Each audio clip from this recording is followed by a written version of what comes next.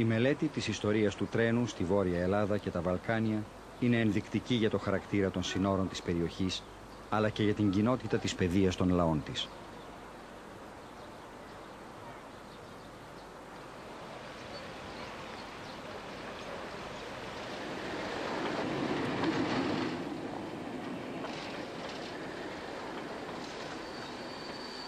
Η φυσική ομοιότητα μεταξύ των σταθμών στήριξε την εγκύτητα κοντινών πολιτισμών και ισχυροποίησε με τις άμεσες συναλλαγές την οικειότητα των ανθρώπων.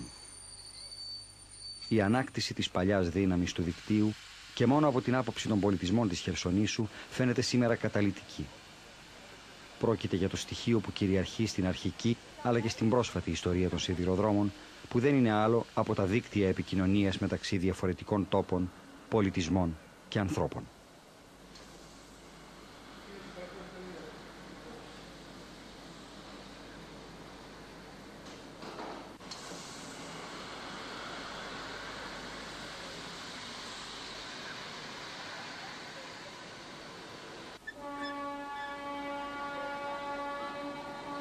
Το ταξίδι ξετυλίγει την ιστορία.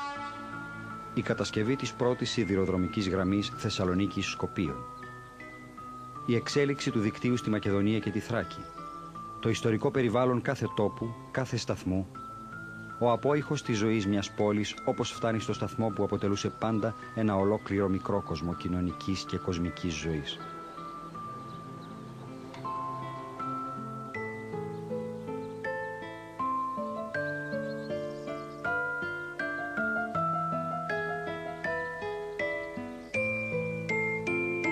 Οι γέφυρες και οι σταθμοί των τρένων, φορείς μιας συγκεκριμένης αρχιτεκτονικής τεχνοτροπίας, αποτύπωμα μιας άλλης εποχής, περισσότερο φιλόκαλης και λιγότερο λειτουργιστικής.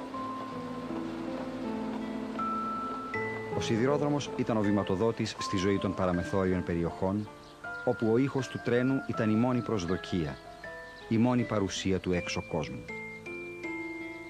Ταξίδι με τον σιδηρόδρομο πάνω σε μια γραμμή πολιτισμού που ξεκάθαρα ενώνει τα σημεία του στο χάρτη.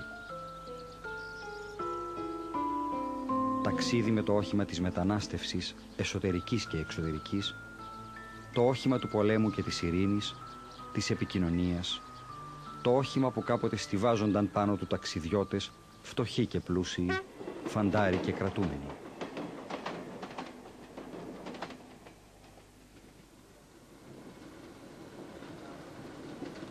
Οι γραμμές που απλώνονται παράλληλα σχεδόν στον ποταμό Εύρο περνούν και από το Σουφλί, που ζει σήμερα όπως και ο σιδηρόδρομος τον απόϊχο μιας ένδοξης εποχής.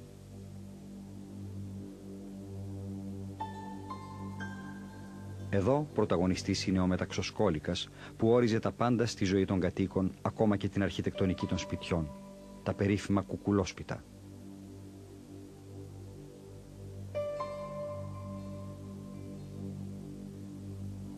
Το Σουφλί ήταν το μεγαλύτερο εμπορικό κέντρο της Θράκης στα τέλη του 19ου αιώνα. Η Θράκη ήταν ενιαία. Από την Ανδριανούπολη μέχρι και την Κωνσταντινούπολη, όλοι οι έμποροι είχαν συναλλαγές με τους εμπόρους του Σουφλίου. Με τη διχοτόμηση της Θράκης, οι συναλλαγές αυτές διακόπτονται και οι σουφλιώτες χάνουν τα μεγάλα κτήματα με μουριές που κατήχαν στην Ανατολική Θράκη, πέρα από τον ποταμό Εύρο. Έτσι ξεκινάει και η πτώση της σειροτροφίας για την πόλη. Η ιστορία του μεταξιού στο Σουφλί είναι πολύ σύντομη σε σχέση με την ιστορία του μεταξιού που χάνεται στα βάθη των αιώνων. Στην Κίνα το μετάξι ήταν γνωστό από το 3000 π.Χ. Σε όλους μας μπορεί να είναι γνωστή η διήγηση του Προκοπίου, όπου στα χρόνια του Ιουστινιανού μοναχοί μετέφεραν μέσα σε νάρθικες αυγά μεταξοσκόλικα. Η χρυσή μετάξινη εποχή στο Σουφλί διαμόρφωσε την πόλη.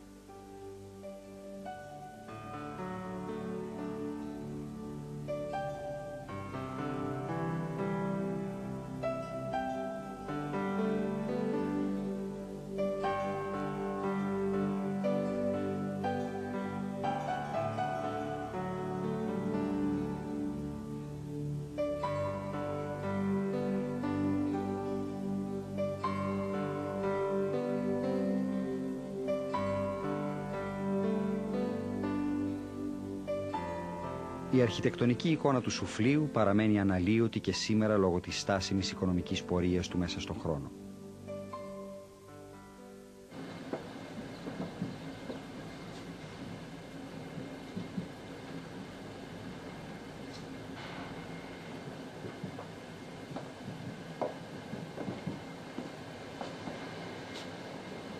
Οι σιδηροδρομικές γραμμές κατά μήκος του Εύρου χάραξαν διαδρομές ανάπτυξης και εξυγχρονισμού, διαδρομές που ενώνουν τις χώρες του Βορρά με το λιμάνι της Αλεξανδρούπολης.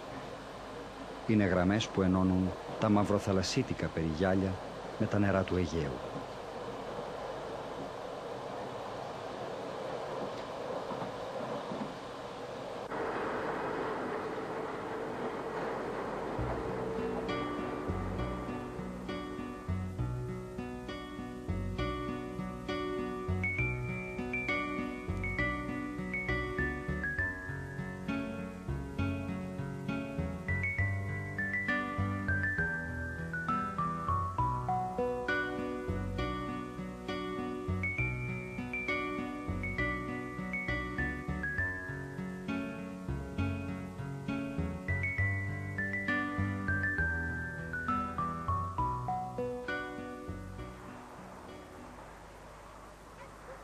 Στους μικρούς επαρχιακούς σταθμούς και στις ανοιχτές διαδρομές μπορεί κανείς πιο εύκολα να εκτιμήσει την αξία και την προσφορά του ελληνικού σιδηροδρόμου. Οι μικροί σταθμοί είναι πολύ πιο κοντά στην ιστορία της πόλης που εξυπηρετούν, πιο κοντά στους καθημερινούς ανθρώπους. Σε μερικά σημεία της Θράκης έχει κανείς την αίσθηση του σταματημένου χρόνου. Ίσως πουθενά στην Ελλάδα οι άνθρωποι δεν δέθηκαν τόσο σφιχτά με την παράδοσή τους όσο στη Θράκη. Ίσως οφείλεται στην ανασφάλεια που πάντα συνόδευε τη μοίρα του τόπου τους.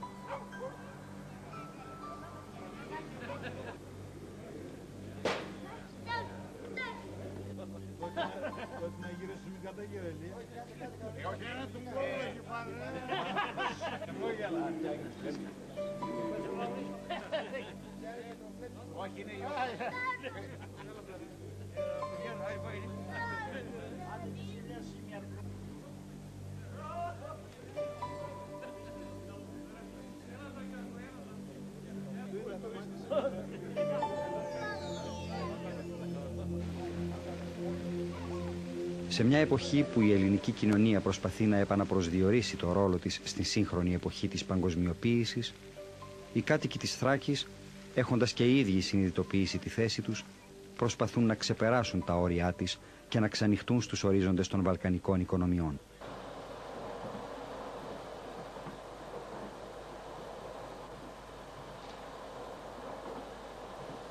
Η οικονομική γεωγραφία των Βαλκανίων έχει αλλάξει. Ο σιδηρόδρομος διεκδικεί τη θέση του στο προσκήνιο των νέων εξελίξεων.